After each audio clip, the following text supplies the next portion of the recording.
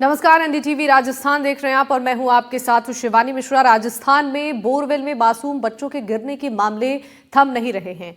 कोटपुतली के कीरतपुरा क्षेत्र में 3 साल की बच्ची चेतना खेलते समय सोमवार 23 दिसंबर को गहरे बोरवेल में गिर गई।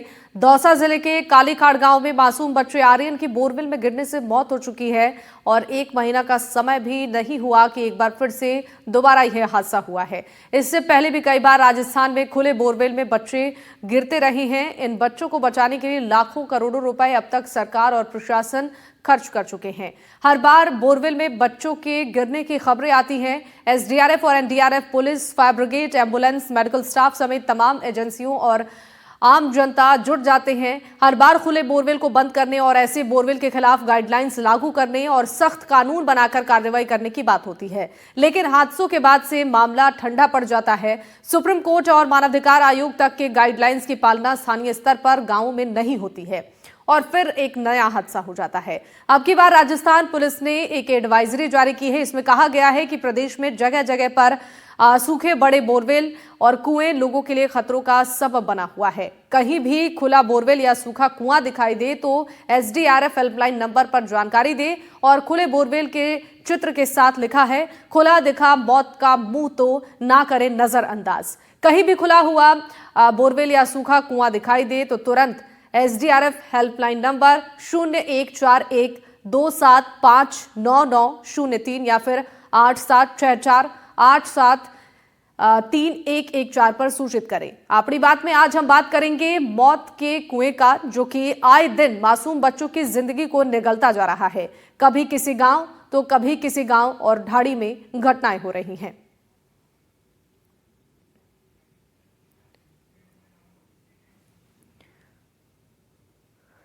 तो चलिए कुछ ग्राफिक्स के जरिए दिखाते हैं अब तक इससे कितने हादसे हो चुके हैं, लेकिन बावजूद कोई एक्शन नहीं लिया जा रहा है। तो आपकी टीवी स्क्रीन पर ये आंकड़े दिखा रही हैं खुले बोरवेल में कब कब मासूम गिरे हैं। 2024 दिसंबर की हम बात कर रही हैं। दौसा के कालीखाड़ में 5 साल का मासूम गिरा था। 150 फीट के बोरवेल में 56 घंटे तक रेस्क्यू किया गया और इसके बाद बच्चे की मौत हो गई, उसे सकुशल बाहर नहीं निकाला जा सका।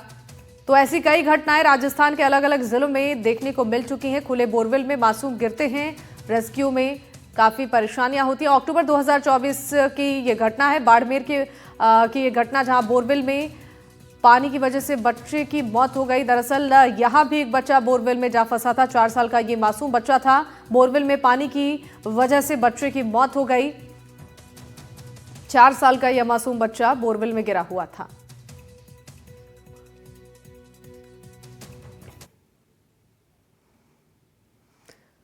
तो चलिए इस पर आज हम चर्चा करेंगे और इस पर चर्चा करने के लिए हमारे साथ कुछ खास मेहमान जुड़ रहे हैं। सबसे पहले उनका परिचय आपसे कराते हैं, उसके बाद चर्चा को हम आगे बढ़ाएंगे। हमारे साथ मेहमान जुड़ चुके हैं, परिचय आपका हम करा देते हैं और इस पर हम चर्चा करेंगे क्योंकि ये गंभीर विषय है और कई बच्चों की जान बोरवेल में गिरने की वजह से जा चुकी है, जिसकी वजह से परेशानियां धीरे धीरे बढ़ती जा रही हैं। और हमारे साथ जुड़ चुके हैं योगेंद्र कुमार जोशी जी, पूर्व आरपीएस अधिकारी, बहुत स्वागत है आपका। अटल खंडेलवाल हमारे साथ बीजेपी प्रवक्ता जुड़ चुके हैं, बहुत स्वागत है आपका भी। नवीन कुमार भटनागर, पूर्व डीआईजी एनडीआरएफ के हमारे साथ जुड़ चुके हैं, आपका भी बहुत स्वागत है सर। और आर.के. शरा हमारे साथ जुड़ चुके हैं, उपाध्यक्ष AIHRC के, आपका भी बहुत स्वागत है। सबसे पहले हम शुरुआत कर लेते हैं योगेंद्र जी आपसे। योगेंद्र जी, राजस्थान के अलग अलग जिलों में खुले बोरवेल में गिरने से अब तक कितने बच्चों की जानें जा चुकी हैं? हर बार इस पर बातचीत होती है, हर बार जब मामले सामने आते हैं तो ये चर्चा का विषय बनता है, लेकिन जैसे ही मामला खत्म होता है ठंडे बस्ते में इसको लेकर बातचीत बंद हो जाती है। कितना जरूरी है इस वक्त इस पर काम करने की ताकि मासूमों की जान बचाई जा सके? देखिए शिवानी जी, राजस्थान में ही नहीं पूरे भारत में ही ये ऐसी स्थिति है, लेकिन राजस्थान में जल्दी से जल्दी समय में, जैसे महीने भर में 15 दिन में ये घटनाएं तो घटित हो गई हैं। और आप देखिए कि 2006 और 6 अगस्त 2010 को जस्टिस AS कापड़िया की जो एक बेंच थी सुप्रीम कोर्ट की, उन्होंने दिशा निर्देश जारी किए थे इनके बारे में कि बोरवेल अगर खोदा जाएगा तो किन किन प्रक्रियाओं का सामना करना पड़ेगा। ये बहुत लंबे चौड़े हैं, मैं गिनाना चाहूंगा तो आप काफी टाइम खराब होगा। बिल्कुल, लेकिन उन्होंने जो निर्देश दिए थे, क्या उनकी पालना कोई करवा पा रहा है? कारण यह है कि उसके लिए हमारे यहाँ समय समय पर विशेष प्रकार की एडवाइजरी जारी की जाती है, विशेष प्रकार की समितियां गठित की जाती है। मुझे ये बताइए, एडवाइजरी जारी करने से क्या हो जाएगा कि भाई पुलिस वालों ने एडवाइजरी जारी कर दी? अरे भाई, आपके हाथ में कानून है। अगर कोई व्यक्ति ऐसा गड्ढा खोदता है जिससे मृत्यु होना कारित हो, तो कल्पेबल होमिसाइड में मुकदमा दर्ज क्यों नहीं करते हैं? मैं तो ताज्जुब कर रहा हूं कि इतने हाथ से गठित हो गए, लेकिन पुलिस मुकदमे दर्ज नहीं करती। एक अभी जो नई धारा है उसके अनुसार 105, 106, 62 बीएनएस के अंदर मुकदमा दर्ज करना चाहिए। ये मुकदमा दर्ज नहीं करते हैं। एक तो समिति खेलेंगे, आयोग गठित कर देंगे, ये नहीं कि कोई कार्रवाई करें। अब आप देखिए, जब ये नेशनल हाईवे पर हादसा हुआ तो क्या हुआ? समिति गठित कर दी, मुकदमा किसके खिलाफ दर्ज हुआ? जो ड्राइवर मर गया उसके खिलाफ। अरे भाई, एनएचआई के खिलाफ मुकदमा दर्ज नहीं हुआ। इसी तरह से हमारी पंचायत, सरपंच, जिला के जो अधिकारी होते हैं वो जिम्मेदार है इसके लिए। गाइडलाइन में लिखा हुआ सुप्रीम कोर्ट के कि सरपंच जिम्मेदार होगा, जिला कलेक्टर जिम्मेदार होगा, वहां का जो स्थानीय जो जल संग्रहण करने की जो सरकार की एक एजेंसी है उसका नुमाइंदा जिम्मेदार होगा। चाहे घर में खुदाओ, चाहे आप बाहर खुदाओ, लेकिन जिम्मेदारी निश्चित होनी चाहिए।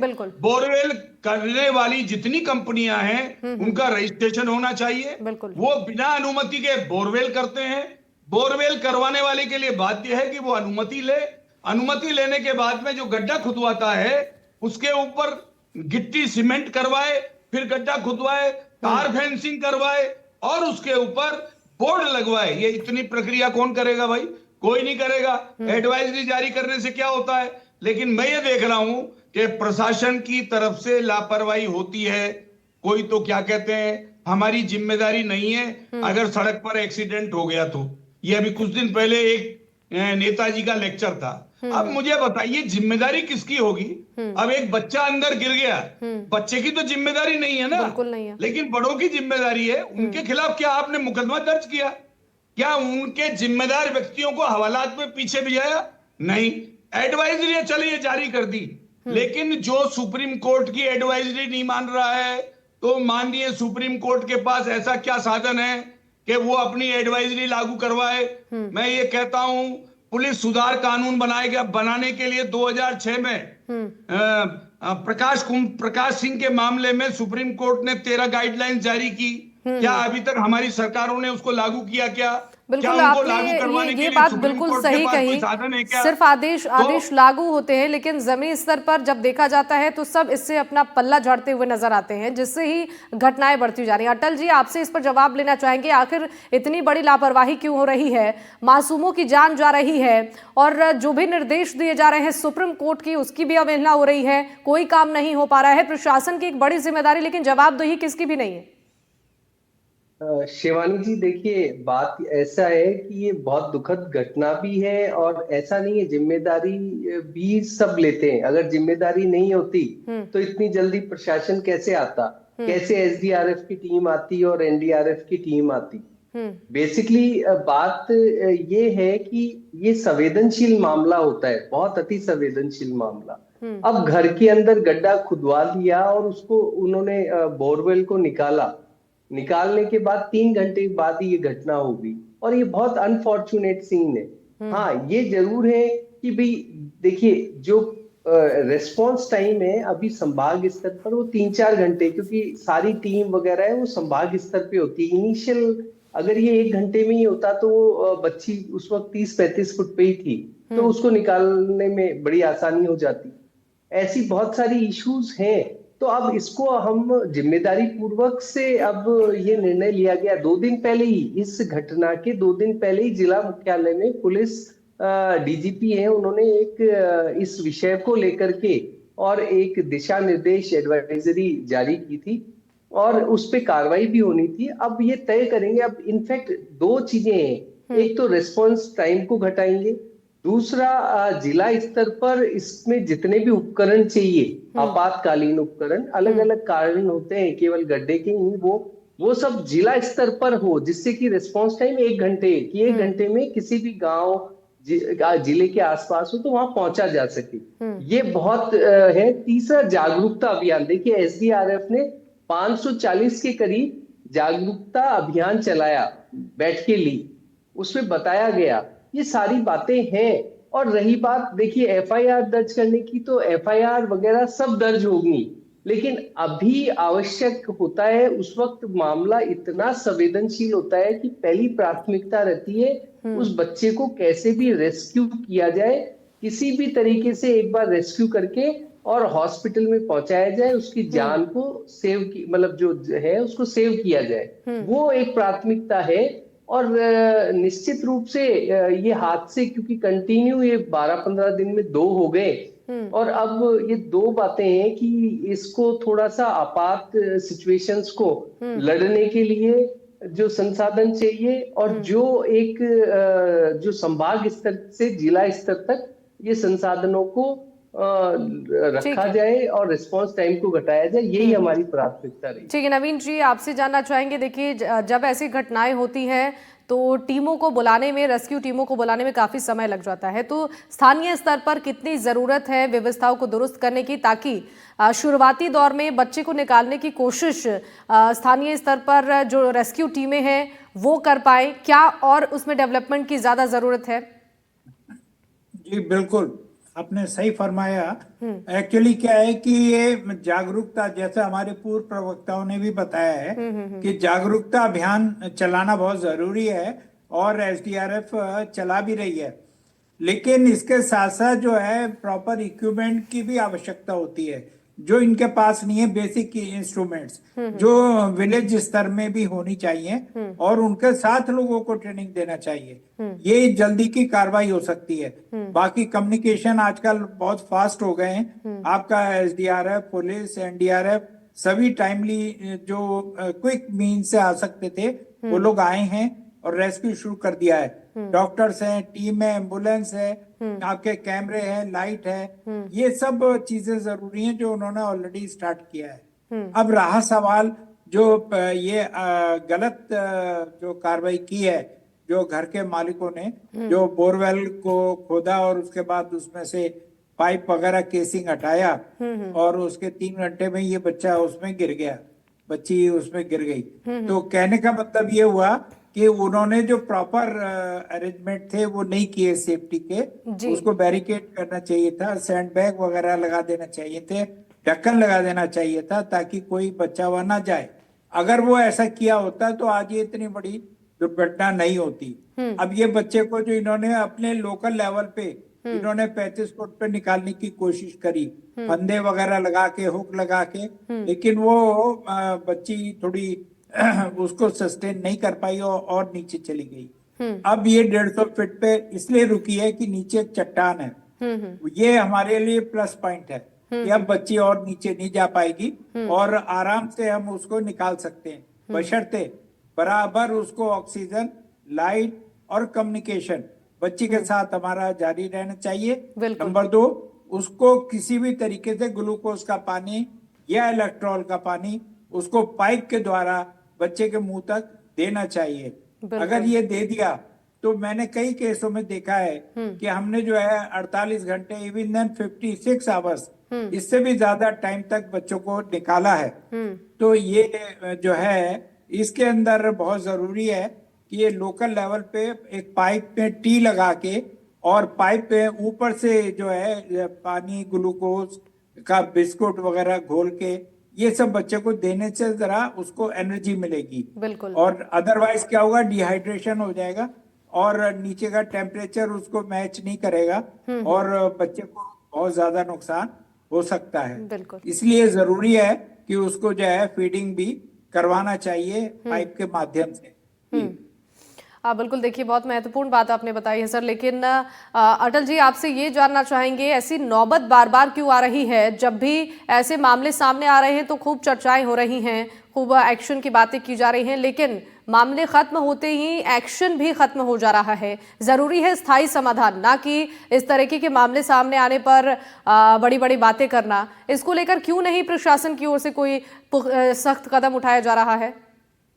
शिवानी जी, ये आपकी बात काफी हद तक सही है कि ये जब घटना होती है तो बहुत सब लोग एक्टिव हो जाते हैं। और क्योंकि ये घटनाएं जनरली थोड़ा लंबे अंतराल पे होती है, हिसाब से तो ये जिसको इसका सही समाधान तो ये है कि कोई अगर बोरवेल में से पाइप निकालता है या बोरवेल खोदता है तो जो निकटस्थ थाना है उसको पहले सूचना देनी चाहिए।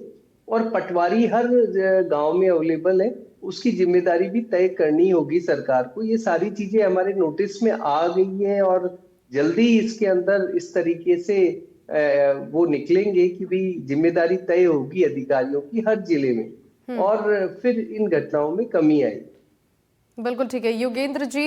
देखिए गाइडलाइंस बनाना और गाइडलाइंस का पालना करना है, इसमें बहुत अंतर है। एक दूसरे पर आरोप प्रत्यारोप जो लगाया जाता है ऐसे मामलों के बाद, कितना जरूरी है इस पर काम करना और जिम्मेदार अधिकारियों की जवाबदेही तय करना? देखिए शिवानी जी, एक घटना घटती है, उसके बाद हम अफसोस जाहिर करते हैं और गाइडलाइन जारी करते हैं। हमारी सरकार ऐसे कर रही है। हर सरकार में, कोई इसी सरकार की बात नहीं है, प्रत्येक सरकार में वही बातें वही करते हैं।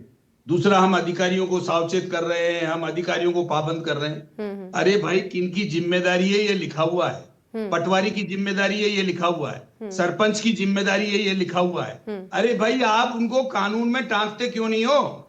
जब तक सरकार इन अधिकारियों को कानून में नहीं टांगेगी, जब तक ये घटनाएं नहीं रुकेंगी किसी सूरत में। बिल्कुल। अभी आप थोड़े दिन बाद फिर देख लेना, जब अभी 1 महीने पहले घटना घटी है तो अभी फिर घट गई, फिर देख लेना। अरे एक बच्चा अगर उसमें गिर जाता है तो उसकी जिम्मेदारी किसकी है? आप बताइए। ये हत्या है, हत्या। और इस हत्या की जिम्मेदारी कौन लेगा? 3 साल का बच्चा, 3 साल की बच्ची, 4 साल का बच्चा। अरे भाई, किसी का दिल पसीज रहा है, नहीं पसीज रहा कि कोई सख्ती से काम करेगा?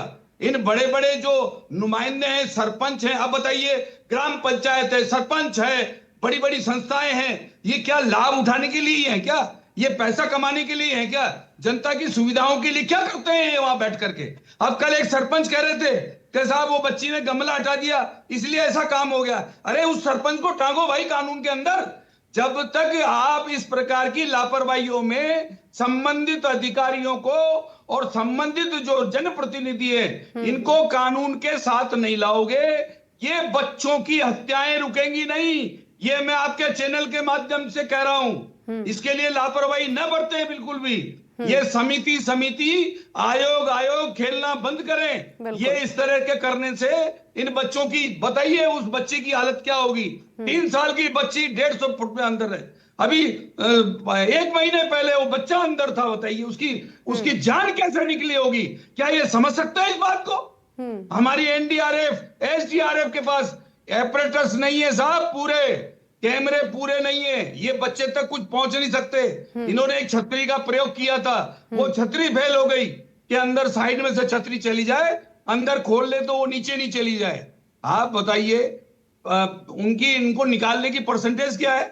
8-10 अगर जाते हैं तो 2 निकाल पाते हैं ये, और वो भी वो बच्चा निकल जाता है जिसकी शारीरिक क्षमता मजबूत होती है। और अगर उसके नाक के आगे मिट्टी आ गई तो ये क्या उसमें ऑक्सीजन चलाएंगे? ये क्या उसके मुंह में खाना पहुंचाएंगे? ये सब बातें फालतू की हैं। जो जिम्मेदार व्यक्ति हैं, ये बताइए, गड्ढे खोद रहे हैं, हमें वो गड्ढे खोदने वालों के खिलाफ कार्रवाई नहीं करनी, हमें उनको सजा नहीं देनी, बस हमें तो ये करना है। अरे भाई, गड्ढा जो खोद रहा है, जो खुदवा रहा है, उन दोनों के खिलाफ मुकदमा दर्ज करिए।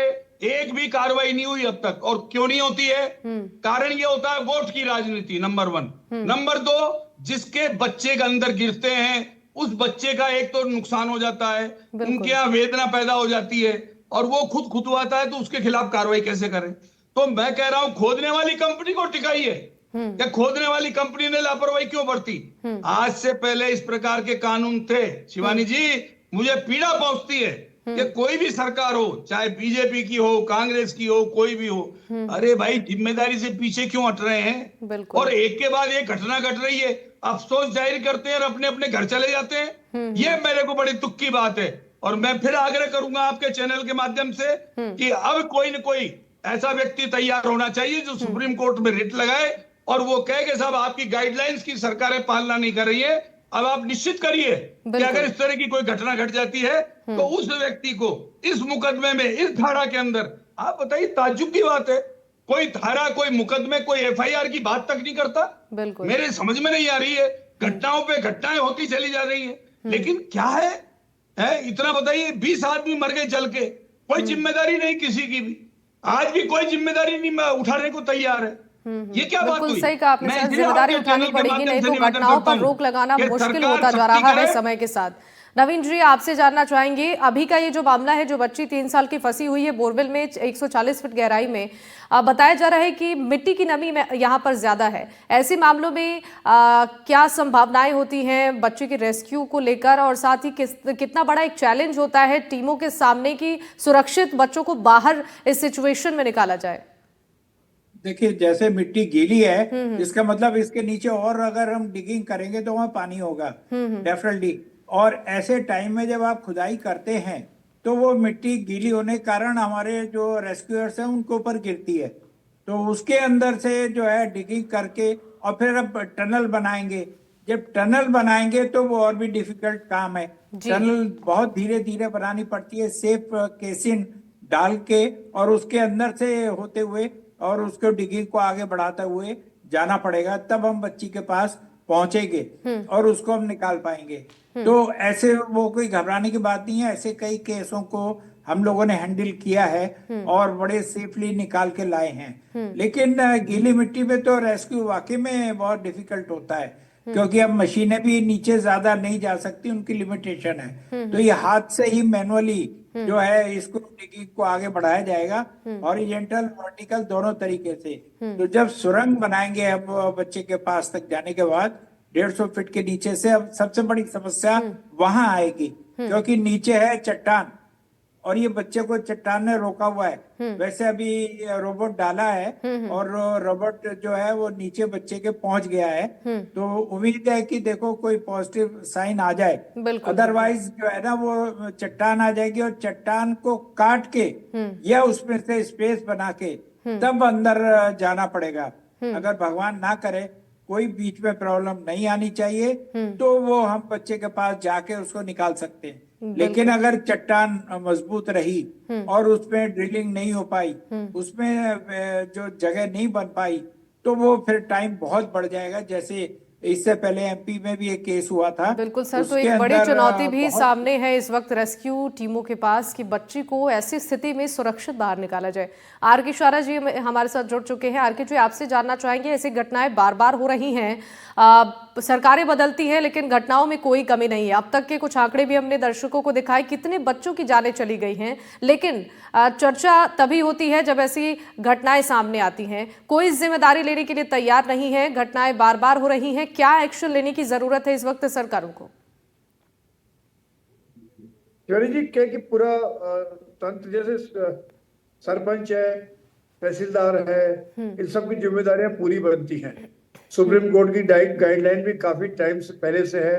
मानवाधिकार आयोग ने भी बहुत बड़ी गाइडलाइन पहले निकाली थी, उसकी पालना बिल्कुल नहीं की जा रही है। मैं खुद भी 1-2 रेस्क्यू ऑपरेशन में रह चुका हूँ पहले जी। बहुत कम हम लोग बचा पाए हैं, ये ऐसा देखा गया है।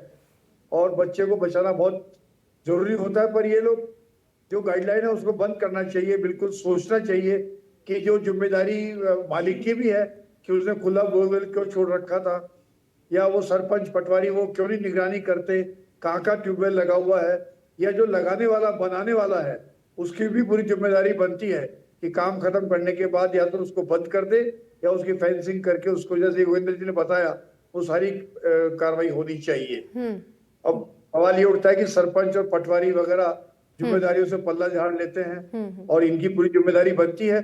अभी हाल में एक कुछ दिन पहले एक जगह हुआ था, कोई ऐसा आत्महत्या का प्रकरण चल रहा था, तो पुलिस ने बचाया, तो उसको जिम्मेदारी मानकर उसके ऊपर 75 लाख रुपए का नोटिस भेजा है कि पुलिस का खर्चा हुआ है, इतना सरकार का खर्चा हुआ, आप दीजिए। तो ये जो मालिक है उससे खर्चा लेना चाहिए। एक दो लोगों से लेंगे, जब पता लगेगा कि लोग बोरवेल बंद करेंगे, अपने आप बंद करेंगे, काम में नहीं आ रहा तो उसको फेंसिंग करेंगे, उसको बंद करवा देंगे। जिम्मेदारी बनती है तहसीलदार और पटवारी और इन सब की जिम्मेदारी बनती है बराबर की। कोशिश करनी चाहिए, इस पर ध्यान देना पड़ेगा। बिल्कुल सही कहा आपने, इस पर ध्यान देने की बहुत ज़रूरत है। अटल जी देखिए, सरकारों की ओर से बड़े बड़े वादे और बड़ी बड़ी बातें तो की जाती हैं, लेकिन अपनों को खोने की पीड़ा सिर्फ अपने समझते हैं। जिन घर के चिराग बुझ रहे हैं, जो छोटे मासूम बच्चे इस बोरवेल में फंसकर उनकी जान चली जा रही है, उसकी पीड़ा सिर्फ परिजन समझ रहे हैं। लेकिन बावजूद इसके प्रशासनिक स्तर पर या निचले स्तर की बात की जाए, जो भी इसमें लोग शामिल हैं, जिनकी जवाबदेही बनती है, जिनकी जिम्मेदारी बनती है, उनसे कोई सवाल नहीं हो रहा है, उन पर कोई बातचीत उस पर नहीं कर पा रहे हैं, कोई जवाब नहीं दे पा रहा है। क्यों इतनी बड़ी लापरवाही हो रही है? शिवानी जी देखिए, योगेंद्र जी भाई साहब तो है पुलिस के अंदर, वो एक बात की एफआईआर कराओ, एफआईआर करो, ये एफआईआर और ये सब से बात बनती नहीं है। देखिए, पनिशमेंट केवल एक तरीका नहीं होता समाज में जागरूकता लाने का। जागरूकता लाने के बहुत सारे और तरीके भी हैं, और इस केस के अंदर तो ये बहुत संवेदनशील मामला है। इसमें तो घर वाले ही एक, आप देखिए, वो घर पे लगा हुआ बोरवेल है, उसमें से पाइप हटाया गया और उसको ढका नहीं गया। सबसे बड़ा तो कारण आप अभी अपन बात करेंगे तो वो और ही दिशा में मुड़ जाएगा। बहुत संवेदनशील मामला है। पहली हमारी जिम्मेदारी है, प्राथमिकता है, कैसे भी इस बच्ची को बचा लिया जाए कम से कम समय में, पहली प्राथमिकता। उसके बाद उस प्राथमिकता पर काम तो हो रही है, लेकिन अटल जी जरूरत है कि जो निर्देश सुप्रीम कोर्ट की ओर से दिया गया है उसकी पालना भी हो, प्रशासन अपनी जिम्मेदारी और जवाबदेही तय करे, ताकि ऐसी घटनाएं बार बार ना हो और बच्चों की मौत ऐसे बोरवेल में गिरने की वजह से जो लगातार हो रही है, ऐसी घटनाओं पर रोक लगे। आप सभी मेहमानों का बहुत शुक्रिया हमारे साथ इस चर्चा में शामिल होने के लिए।